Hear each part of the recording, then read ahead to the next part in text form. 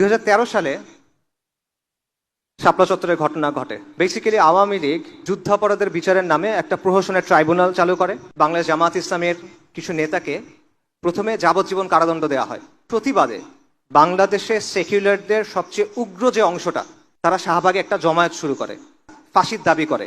সমর্থন দেয় কে? আওয়ামী লীগ সরকার। আওয়ামী লীগের ট্রাইব্যুনাল, সেই ট্রাইব্যুনালের রায়, সেটার বিরুদ্ধে প্রতিবাদ হচ্ছে, সেটাকে পৃষ্ঠপোষকতা করতেছে আওয়ামী লীগ। মিডিয়ার মাধ্যমে, সাংস্কৃতিক অঙ্গনের মাধ্যমে ব্যাপক হাইপ তোলা হয়, একটা উন্মাদনা তৈরি করা হয়, এবং পেছন থেকে এখানে কলকাঠি নাড়ে ভারত। এটা হলো শাহবাগের গণজাগরণ মঞ্চ। হেফাজতে ইসলামের যে উত্থান, সেটা ঘটে অন্য একটা কারণে। গণজাগরণ মঞ্চের যে অর্গানাইজাররা ছিল, যারা এর আয়োজক ছিল, গুরুত্বপূর্ণ একটা অংশ ছিল ইসলাম বিদ্বেষী। তারা বিভিন্ন ব্লগে আল্লাহ রসুল সাল্লাল্লাহু আলাইহি ওয়াসাল্লাম, সাহাবায়ে কেরাম রাদিয়াল্লাহু আনহুম আজমাইন, উম্মাহাতুল মুমিনিন রাদিয়াল্লাহু আনহুম আজমাইন, তাদের নিয়ে প্রচণ্ড অশ্লীল কটূক্তি করে। যখন এই গণজাগরণ মঞ্চের আয়োজকদের একজন নিহত হয়, তখন এই বিষয়গুলো সামনে চলে আসে। তখন হেফাজতে ইসলামের উত্থান ঘটে। হেফাজতে ইসলাম 13 দফা দাবি নিয়ে সামনে আসে, যার মধ্যে প্রধান দাবি ছিল ইসলাম অবমাননাকারীদের শাস্তি এবং ব্লাসফেমি আইন প্রণয়ন। একদিকে সরকারের পৃষ্ঠপোষকতায় গণজাগরণ মঞ্চের আন্দোলন চলতেছে, অন্যদিকে সারা বাংলাদেশের ধর্মপ্রাণ মুসলিমরা হেফাজতে ইসলামের আন্দোলনকে সমর্থন দিচ্ছে।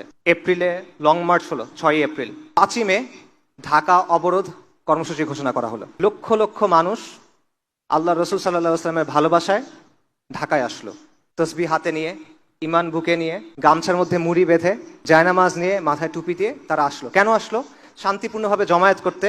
কারণ তারা আল্লাহ রসুল সাল্লাল্লাহু আলাইহি ওয়াসাল্লামের যে অবমাননা হয়েছে, এটা মানতে পারে নাই। তাদের সাথে কি করা হইলো? রাস্তাগুলো সব বন্ধ করে দিয়ে, বাতি নিভাই দিয়ে ক্লিয়ারিং অপারেশন চালানো হলো।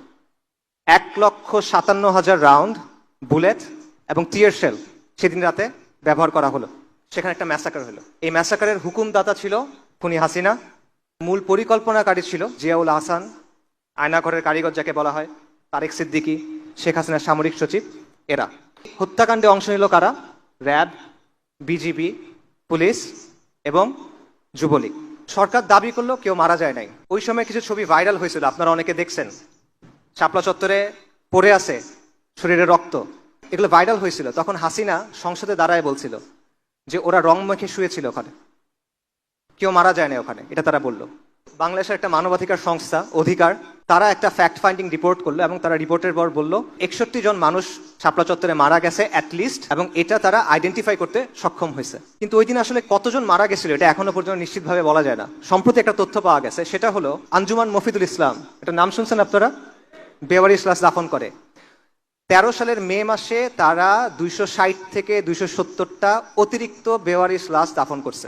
13 সালের মে মাসের আগে এবং পরে অ্যাভারেজে প্রতি মাসে তারা 90 থেকে 110টা বেওয়ারিশ লাশ দাফন করত। কিন্তু ওই মাসে তারা লাশ দাফন করছে 367টা, প্রায় 260 থেকে 270টা বেশি ওই মাসে। অধিকারের ওখানে আমরা পাচ্ছি 61, এখানে পাচ্ছি 60 বা 260 বা 270, তার মানে 300-এর বেশি মুমিন মুসলমান সেদিন সেখানে জীবন দিয়েছেন, আর তারা শহীদ কবুল করেন। সুরঞ্জিত সেনগুপ্ত, আওয়ামী লীগের মন্ত্রী, সংসদে দাঁড়ায় বলছিল হেফাজত সুবহানাল্লাহ বলতে বলতে পালায় গেছে।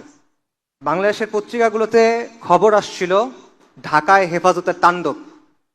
যারা ভিকটিম, এই মিডিয়া তাদেরকে আগ্রাসী হিসেবে প্রেজেন্ট করলো। যারা আল্লাহ রসুল সাল্লাল্লাহু আলাইহি ওয়াসাল্লামের সম্মানের জন্য আসছিল, তাদেরকে অপবাদ দিল তারা নাকি কোরআনে আগুন দিয়েছে। নাউজুবিল্লাহ।